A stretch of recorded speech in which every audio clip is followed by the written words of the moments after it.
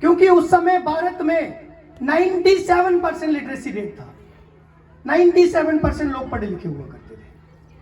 और आज ऐसा क्या हुआ कि हम पिछले कई सालों से उस मॉडल को पढ़ रहे हैं, उस पद्धति को पढ़ रहे हैं। इस देश में विदेशी आदमी की नीति के हिसाब से जब पढ़ते आए तो ये दुर्दशा हुई।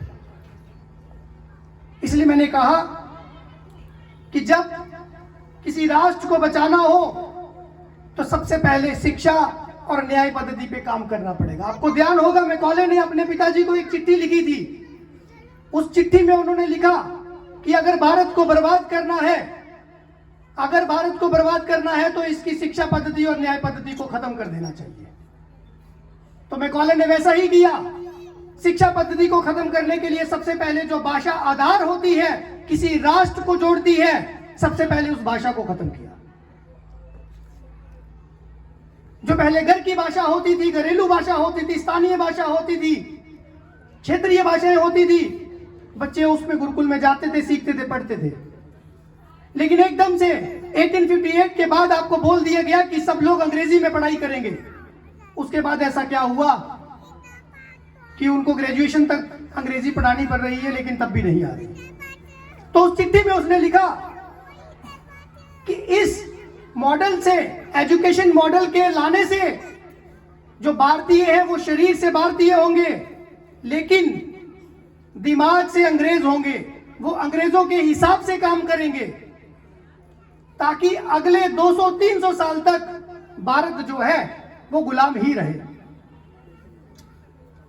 इसलिए मैंने कहा कि उन्होंने शिक्षा पद्धति के साथ छेड़खानी करी और दूसरी छेड़खानी उन्होंने करी न्याय पद्धति के साथ। आपको ध्यान होगा कि आज भी देश में 1860 के कानून से पुलिस काम करती है। 1860 में जो भारतीय दंड संहिता थी, आईपीसी थी, अंग्रेजों ने वो लाई। भारत में अंग्रेजों के हिसाब से कानून चलते थे, अंग्रेजों के कानून चलते थे। लेकिन इस चीज में खुशी की बात यह है कि मैं इसमें भारत सरकार का भी धन्यवाद करता हूं, जिन्होंने एक बहुत बड़ा रिफॉर्म किया और 1 जुलाई 2024 को पूरे देश में भारतीय न्याय संहिता पूरे देश में लागू होने वाली है, जिससे अंग्रेजों के सारे जो कानून थे वो अभी नहीं चलेंगे। ये बात आपको पता होनी चाहिए, आपके बच्चों को पता होनी चाहिए। जो अंग्रेजों के कानून थे वो 1 जुलाई से सब बदल दिए जाएंगे। न्याय पद्धति में रिफॉर्म्स के लिए जो काम सरकार ने किया उसका तो हम धन्यवाद करते हैं, लेकिन जो शिक्षा पद्धति जो अंग्रेजों की चल रही थी, 2020 में भारत सरकार ने एनईपी लाई और उस एनईपी में पेज नंबर 4 पे लिखा, प्राचीन भारतीय सनातन ज्ञान के आलोक में इस नीति को तैयार किया गया है। पेज नंबर 19 पे लिखा, स्थानीय, क्षेत्रीय, रीजनल लैंग्वेजेस को, घर की भाषाओं को सम्मान दिया जाएगा और 5वीं तक की शिक्षा, हो सके तो 8वीं तक की शिक्षा आपके बच्चों को अपनी भाषा में मिलेगी।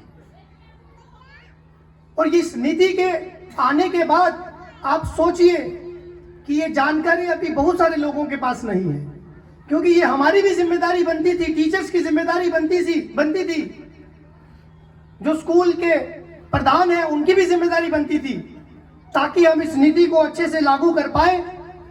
और जो शिक्षा पद्धति की मैंने बात करी, जो चेंज हुई, ये नीति जो अभी भारतीय नीति आई, वो अच्छे से एग्जीक्यूट हो सके।